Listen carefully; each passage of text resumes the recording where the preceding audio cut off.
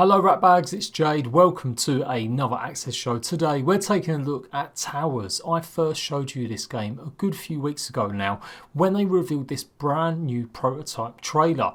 It encompasses pretty much their vision for their game. It's very much a prototype, I've explained this before, and I showed you some more screenshots and some more footage and questions were answered. Lately though, there's been a round more of interviews gone place and there's just some more information about the game that I missed out on. So I want to give you guys that info, give you a heads up of what to expect. This is very early stages. This game is nowhere near getting greenlit to be made just yet. They're still looking for a publisher or indeed still looking for game partners to help them make it. But I'm very hopeful this. It's got something really unique, different type of vibe, and I have got more information about what type of game it's actually going to be, which is new to me. So I thought I'm going to show it off and share it with you right now. So just a quick blurb if you missed the last videos, it is by some development team who made Hawken. Now Hawken was a big game, it had lots of developers over it and it was in early access a long while. So hopefully they're going to have learnt lessons from that game and bring it all forward to this one. It's a very small team, only around 10 people so far as I know, but they are really looking to hype this up and keep getting attention on it. I do believe they've got the financials sorted. Not 100% guaranteed, they're obviously still looking for more attention and I think they do definitely still need a publisher, but it is looking good, it's looking viable. So they're in discussions, I haven't mentioned what platforms yet. I'm guessing it's going to be some sort of early access period, but you never know, it might be a case of just fully funding it and seeing what happens. It's one of these types of situations that I wouldn't mind seeing both. Early access is great, get a lot of feedback from players about where you want to take the game. However, early access does present a whole host of problems and issues sometimes for developers. If they can get the funding for it and it gives a full game, sometimes that can be better. So let's start talking about the gameplay itself. What are you meant to be doing? There is the tower itself and you've got that in the background. That is pretty much your hub. You'll place that down and around it you've got to protect it. That is your focal point for protection. You'll do that by making the landscape change around it, by adding new features, new buildings, and generally just making sure you're keeping everything in balance. You can't just run around destroying every single piece of fauna. You're going to have to make sure it is balanced. Do too much and you might not actually encourage any animals to grow or come near you, and so you won't have anything to protect you against these guys, which are obviously the bad guys. There is a lot of emphasis as well on the art and the weapon styles as well. These monsters look absolutely mental. They're huge as well. I really love the look at this, and watching it again for the first time I'm noticing so many more details that I didn't really catch on the first video I did. And obviously I watched the trailer 3 or 4 times, but yeah, there's so much in this. Now this is just a prototype. They reckon it is all playable. The developers have said everything we see is actually a gameplay scene. It isn't rendered, it isn't necessarily Photoshop. It is just about using what they've got right now, but obviously it's only a very tiny slice. They're desperately trying to carry on and get as much funding for it as possible and as much attention. With E3 coming up, I think we'll see some big news. They've just announced that they've got a writer, or they're about to announce the writer for their story. They actually had a competition. People were meant to send in what they thought would be a good story or good narrative or how they could work with it. And so they've got that working now. I do believe they're just about to announce the winner. And they're setting up other competitions, how you can enter masks. So all really good stuff involving the community. So as I said, they've done a few interviews recently with, I do believe, like a Spanish outlet, THREADRIPPER, and also there is a PC Gamer article that I kind of missed out, I think, in April.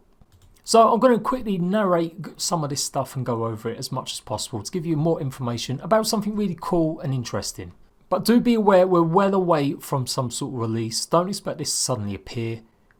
Could be 2 years before we see it even come to early access. If they get enough financing, they could bring it maybe a bit earlier. It all just depends. They've not announced what platforms it's going to come either, so take it all with a pinch of salt. But I think it's nice to look ahead at something and maybe we can follow its path and hopefully see it come to completion. So the article basically lists that they really want to go by community feedback. They're looking at things that community want and they're not open, they're not necessarily going to shut the door on ideas. So one of them ideas could be PvP. Some players are always going to be interested in that in some sort of survival game like these because it comes hand in hand. But developers really don't want their game to be toxicity filled.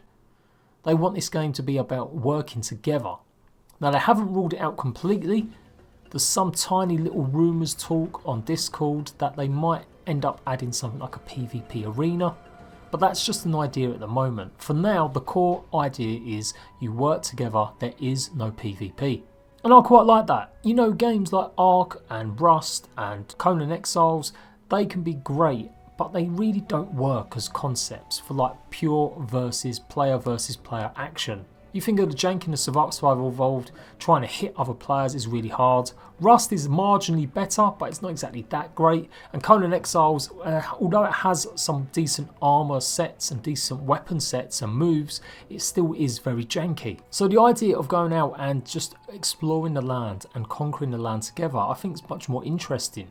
We've got lots of games that do have that PvP offering.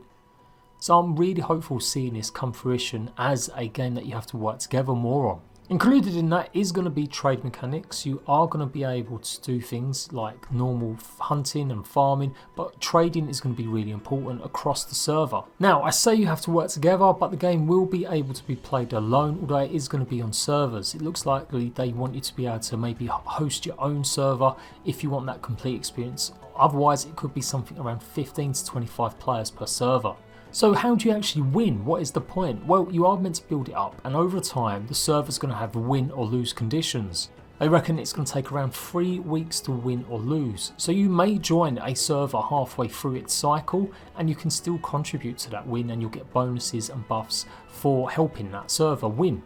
They don't want this game to be a lag fest. They don't want it to be a case of having umpteenth resources and creatures everywhere, and so there is going to be some limits to how much you can hold or take in.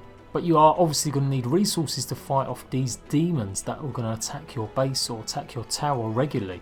Each player can build a single base with a single tower, and it will get bigger and bigger. Your NPCs that will actually be in your town will require more resources, and they're going to get more demanding, so you're going to have to go out there and trade with other people. The taming element does come in the form of domesticating some of the animals that will suddenly start appearing once you've transformed the land. That's where the farming comes into it. It really is going to be about making sure you're putting the right types of crops down, or encouraging the right type of, trees and jungle to spawn, which will support whatever animal that you're looking for. And not necessarily going to have the largest map, it's mostly going to be something about having lots of points of interest. Currently right now it takes them 30 minutes to travel the map from one point to another without a mount. That's kind of the information I got from the free Jade website, and a lot of that stuff I've covered in the past. But this PC interview, which I somehow missed on April 15th last month, has got even more. It goes into detail about the fact that the island has suffered some sort of cataclysm and you guys have got to rebuild it. There will be hostile creatures, not just the sort of demons that will attack you periodically. Running around the islands, exploring, you will come into contact with creatures that maybe won't be tameable. PC Game Article stresses that if you pop your tower down somewhere near the coast, you'll actually have to improve the ocean and not just the land to encourage different types of fish, and there will be lots of fishing in the game as well. It says here, once the player builds the ecosystem up, they have the resources to rebuild their civilization. The game is pretty much about balancing the two, Lee explains. As you recreate and bring back life again, your other job is to bring back your own people, your own civilization, but then you run up against the same problem your ancestors did. So maybe I'll build up this beautiful, magnificent avatar tree, and many players work together over 2 weeks and we build maybe 20 of them. But as my tower grows, to get to the next level, it needs a really rare resource which only comes from that tree.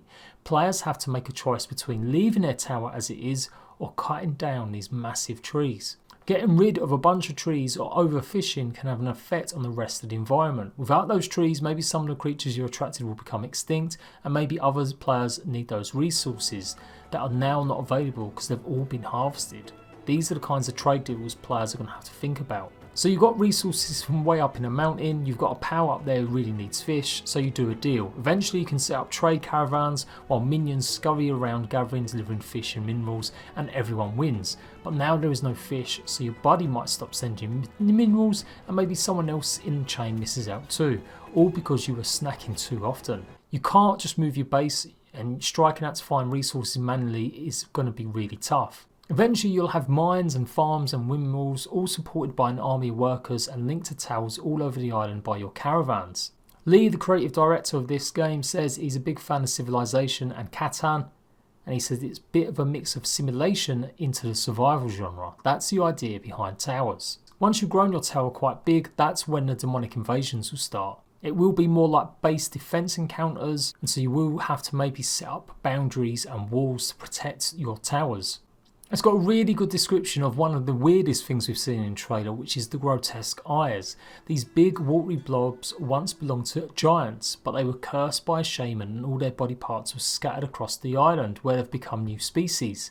You can gather eye boogers from them, apparently a rare resource, and you can help them find a cure for their cataracts. That is just a little bit mad. Some creatures can be tamed and put to work, while others are so large that they can be climbed. You can even do some gardening on top of them.